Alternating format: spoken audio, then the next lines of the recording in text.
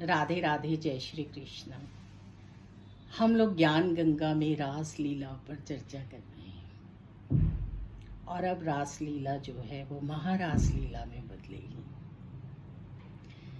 गोपियों के इतने ज़्यादा भगवान के साथ वार्तालाप, माफ़ी और उनका विरह जो है, जब वो रोने लगी तो भगवान से देखा नहीं गया और कन्हैया प्रकट हुए और उन्होंने कहा तुम क्या चाहती हो? तो उन्होंने कहा प्रभु हम आपके चरणों में जगह चाहते हैं और आप में ही लीन हो जाना चाहते हैं, क्योंकि हम आपको ही अपना मानते हैं और आप ही की हम हर वक्त आप ही को अपने नैनों में रखते हैं। प्रभु कहते हैं ठीक है, आप लोगों के कहने पर और आप लोगों की इतनी परीक्षा ले लेने के बाद आपके अंदर से हर वो चीज़ निकल गई है और आप पूरी तरह से शुद्ध हो गए हैं। जैसा कि मैंने आपको पहले भी बताया है कि रासलीला का वर्णन करना बहुत मुश्किल है, क्योंकि प्रभु ने इतनी गोपियों की परीक्षा और इतना गोपियों को समझाना और इतने तरीके से उन्होंने उनको रासलीला के लिए तैयार किया। जन्मों जन्मों से ऋषि मुनि जो प्यासे थे प्रभु मिलन के लिए, ब्रह्म मिलन के लिए, और काम कहीं ना कहीं उन्हें तंग कर देता था, तो उन्होंने जब द्वापर में भगवान कृष्ण ने जन्म लिया तो उन्होंने साथ में जन्म लिया और फिर भगवान के साथ एक होने की इच्छा प्रकट की और गोपियाँ बनी और गोपियाँ बनकर कन्हैया के साथ उन्होंने वार्तालाप किया और ब्रह्म होने की कोशिश की और वो सफल भी हुए। प्रभु के साथ उन्होंने इतना ज़्यादा समन्वय बनवाया, प्यार किया कि प्रभु को भी उन्हें अपने अंदर लीन करना पड़ा, अंतर अपने आप को उन्हें देना पड़ा। अब होगा महारास, क्योंकि महारास तभी होगा जब क्योंकि पंच भौतिक शरीर तो घरों में है, क्योंकि इतने दिन तक अगर गोपियां घर से बाहर रहेंगी तो घर वाले भी परेशान होंगे और वो कन्हैया को दोषारोपण करेंगे। लेकिन सुखदेव जी ने ऐसा किसी तरह का कोई वर्णन नहीं किया। उन्होंने यही कहा कि पंच भौतिक जो शरीर हैं वो तो घरों में है और जो कन्हैया है उनका गोपियों के साथ सूक्ष्म शरीर के साथ जो है मिलन होगा और महारास में सूक्ष्म शरीर ही होंगे। शरद पूर्णिमा की रात्रि के दिन महारास होता है। चांद अपने पूरे फुल उसमें होता है और रात्रि बिल्कुल पूरी तरह से चांद की रोशनी से बिखरी हुई होती है और वहाँ महारास होती है। और महारास ऐसी सुंदर होती है कि हर गोपी के साथ कन्हैया होते हैं और बिल्कुल वहाँ पर आत्मा से, मन से, सब चीज़ों से, भगवान से, प्रभु से मिलन होता है। वहाँ किसी भी तरह का, जैसा कि भगवान काम के साथ वार्तालाप कर चुके हैं, ब्रह्मा जी भी देख चुके हैं, किसी भी तरह की ऐसी कोई चीज़ नहीं है।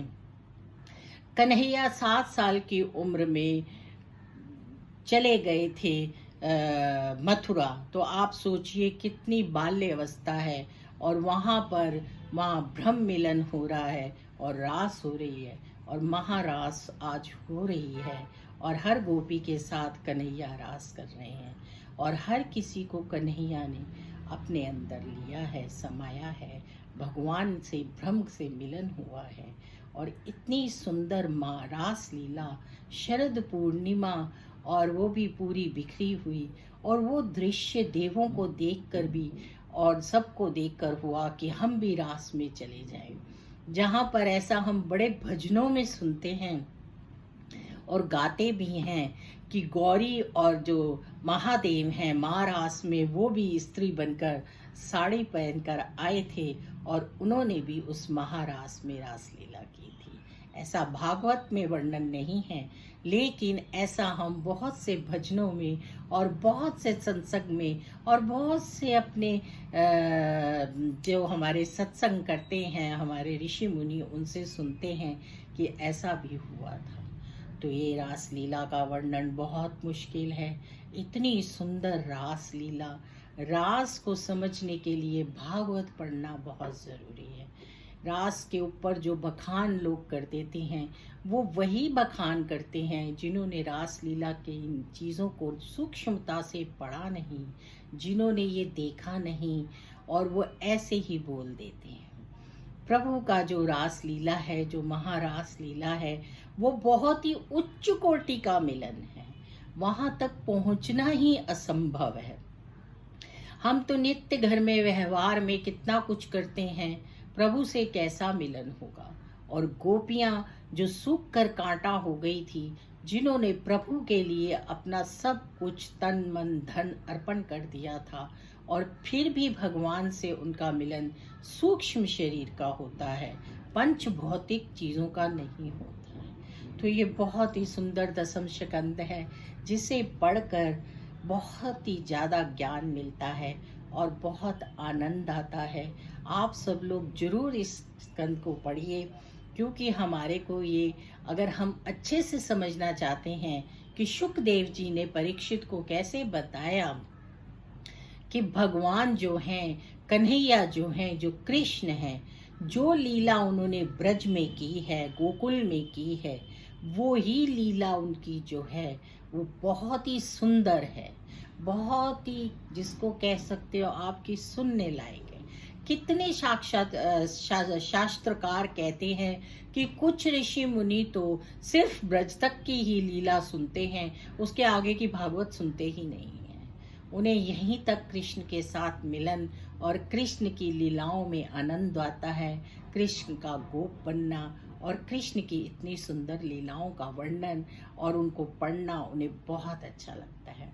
क्योंकि इसके बाद तो जो कृष्ण हैं वो बड़े होंगे, मथुरा जाएंगे और उसकी लीला होगी, फिर वो द्वारिकाधीश बन जाएंगे और बड़े हो जाएंगे। जो उन्होंने ब्रह्म मिलन कराया है, जो ये संबंध है, ये ब्रज में और गोकुल में यहीं पर है, राधा रानी के साथ जो उनका सत्संग है। यानी कि ब्रज जो धाम है, उसकी जो महिमा है, उसका इसीलिए बहुत ज़्यादा उच्चतम लाभ है, क्योंकि वहाँ पर कृष्ण ने नंगे पांव अपने आप को घुमाया है। इसीलिए ब्रज रज बहुत उत्तम है। भगवान वहाँ नंगे पैर खेले हैं, भगवान ने वहाँ सिले हुए कपड़े नहीं पहने, जूते नहीं पहने, भगवान ने वहाँ बाल नहीं कटवाए, घुंघराले कुंडल बालों में वो वहाँ घूमे। तो ब्रज की महिमा का वर्णन करना असंभव है। बड़े बड़े लोग कर सकते हैं, शंकराचार्य, महाप्रभु बल्वाचार्य, यही सब कर सकते हैं। हम तो सिर्फ पढ़कर बातचीत कर सकते हैं। गुरु पूजा आ रही है तो गुरु का ज्ञान होना बहुत ज़रूरी है। आप लोग भी अपने अपने गुरुओं से ये सब ज्ञान लीजिए। राधे राधे, जय श्री कृष्णा। फिर मिलेंगे नई वीडियो में, आगे की भागवत चर्चा करेंगे। और ये इतना सुंदर जो प्रसंग है उसे हम हर वक्त जरूर याद करेंगे। राधे राधे।